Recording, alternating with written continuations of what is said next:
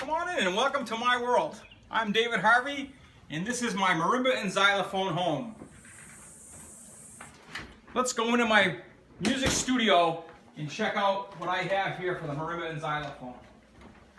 First of all, this is my marimba. It's a 4-octave Deegan Imperial instrument. It's got gorgeous rosewood, brass resonators, and all the trimmings, even some custom mahogany end pieces that I had built for this instrument.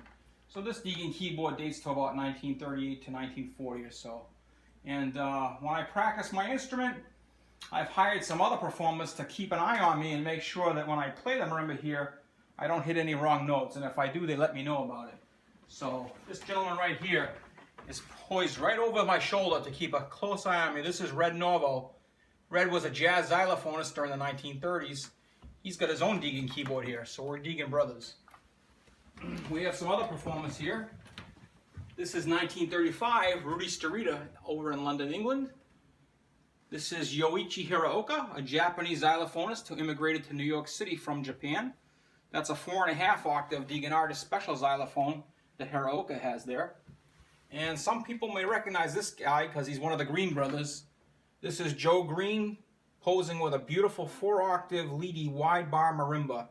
That's probably about 1923, 1924 or so. And over here in the corner we have a couple other performers. This is Charles P. Lowe, a xylophonist posing with a xylophone in 1893. And that jacket that Lowe is wearing is actually his uniform for the Sousa Band. So Lowe was the xylophone soloist with the Sousa Band during the 1890s. And there he is in 1893.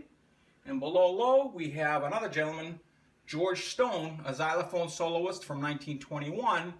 And this photo of Stone was taken in Boston, Massachusetts because Stone was a Boston native. And I'm a Boston guy myself here in Massachusetts, so I kind of have an affinity for this guy, George Stone, even though we've never met, because we're xylophone Boston brothers. So as every home should have an Edison acoustic phonograph. And I use this phonograph to listen to recordings of the xylophone and marimba from the 19-teens and 1920s. This guy here standing over my Edison phonograph is a performer on the Marimba and Xylophone, Lou Frisco, and he's actually posing with an Edison phonograph that he performed with in 1920.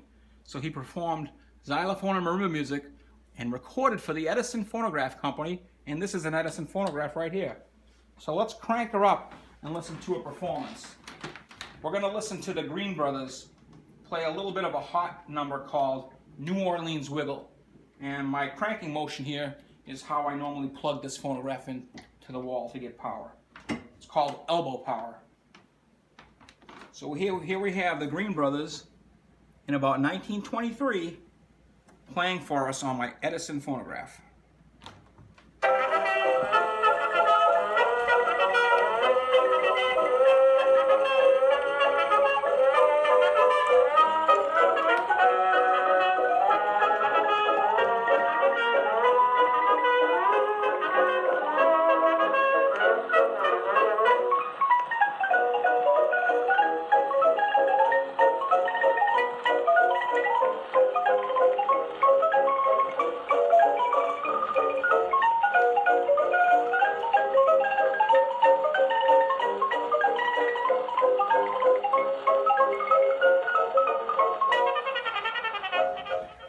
Of course, I have to show you one more photo or my studio experience would be complete. This is one of my favorite photos of all time. The All-Star Trio, which is a group from 1919 with George Hamilton Green on xylophone, Wheeler Wadsworth on saxophone, and Victor Arden on piano. So they performed a tremendous amount of jazz and hot ragtime music during the 1919 to 1922 era. And just so I'm always inspired when I sit at my computer and write stories about marimba and xylophone history, I have these 3 coconuts here watching over me to make sure I get the job done on time. So here we are in my library of marimba and xylophone memorabilia from a bygone era. Let me show you around and let you see what we have here on tap. So these are original sheet music written by xylophonists. And the top row is actually the earlier dated material. And you can see that on the cover there are no photographs, but there are drawings or paintings because these are from the 19-aught decade. This is 1902, Big Guns March. Peacock Strut is 1915. Fluffy Ruffles was published in 1918. And Cherry Leaf Rag by El Coda was published in 1909. So those pieces of sheet music predate the practice of actually even printing a photograph onto a piece of sheet music. But they were all written by xylophonists. All these pieces on the bottom were also written by xylophonists, but they're a little bit later and they have photographs. So here we have Xylophonia, written by Joe Green, with a photo of Joe Green on the cover. Now you may have noticed that when we were in my studio that I had a photograph of Joe Green, and that was actually the same photograph used on this copy of the sheet music for Xylophonia. So that's where this photograph came from. This is the Ragtime Robin, written by George Hamilton Green, with a photo of George Hamilton Green on the cover, and also autographed by George Hamilton Green on August 26th of 1924. Here we have a jazz piece for xylophone, Back Talk, written by Harry Brewer and autographed by Harry Brewer.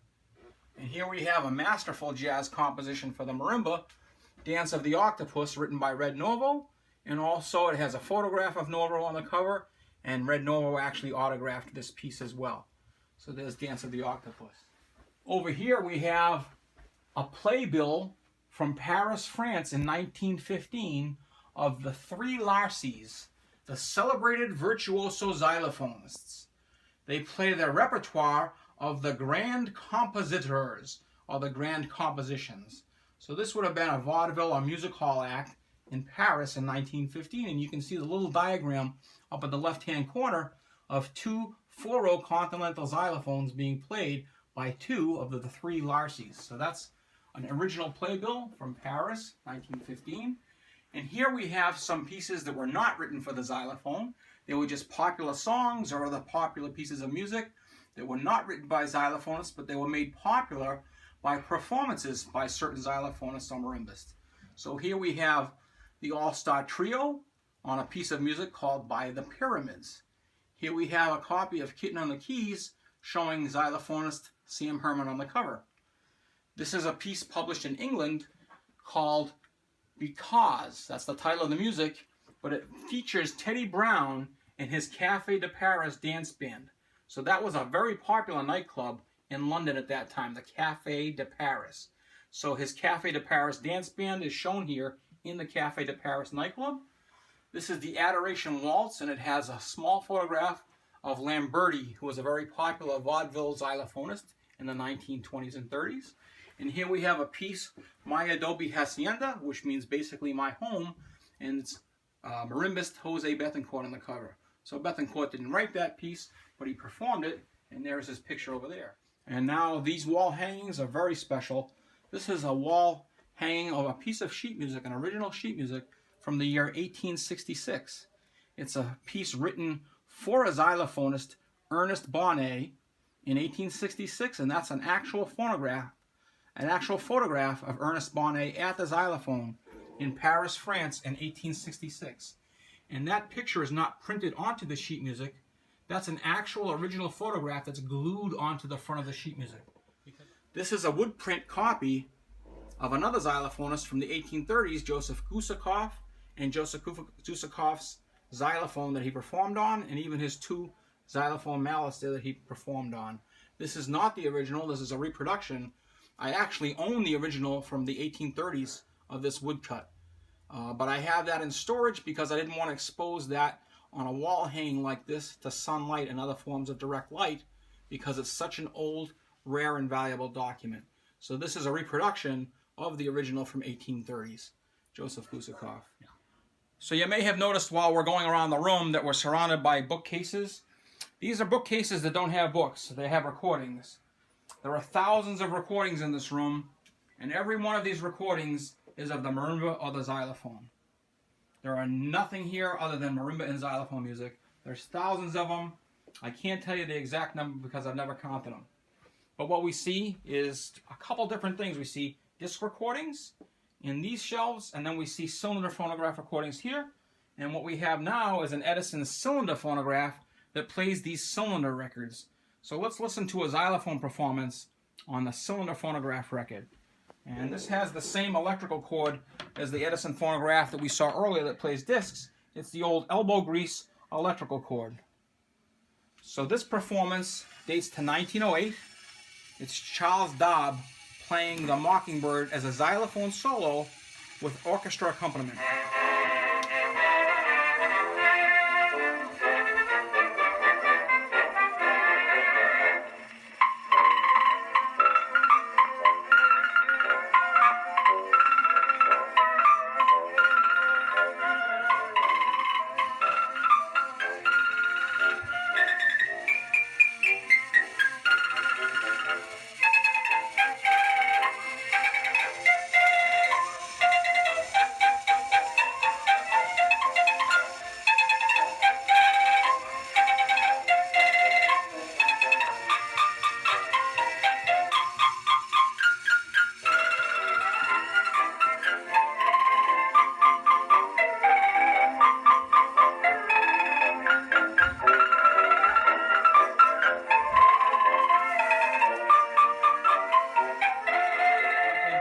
This cabinet contains hundreds of more recordings of the marimba and xylophone on cylinder phonograph records. These are from all over the world, not only America, but Paris, France, England, Germany, and other parts of the world. And this part of my collection, the cylinder phonograph record collection, dates from 1893 up to 1929. And moving over here is all of our paper. So this is a file cabinet. And it has all types of stuff in here relating to the marimba and xylophone. We have celluloid films, so we can watch film performances. This is a catalog of the Otto Seal Xylophone and Marimba factory in Leipzig, Germany in 1930.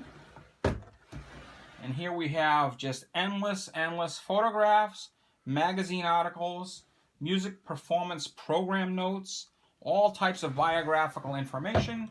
It's just drawer after drawer of original source material that I've spent 40 plus years collecting and researching. So if you're a member of my Facebook Marimba and Xylophone History group, and you've seen some of my articles in that group, this is where the stories come from. This is the source of all that information that I publish and talk about in the Marimba and Xylophone History group. And in addition to photographs, programs, magazines, and so forth, we also have hundreds and hundreds of pieces of vintage sheet music and method books. So here we see xylophone solos, marimba solos. This is a method book from Berlin in the 1890s, Otto Seal. More sheet music, more sheet music. So it just goes on and on. This is my little library of marimba and xylophone history, and this is my passion for the marimba and the xylophone and their music. So thanks for coming into my home. David Harvey.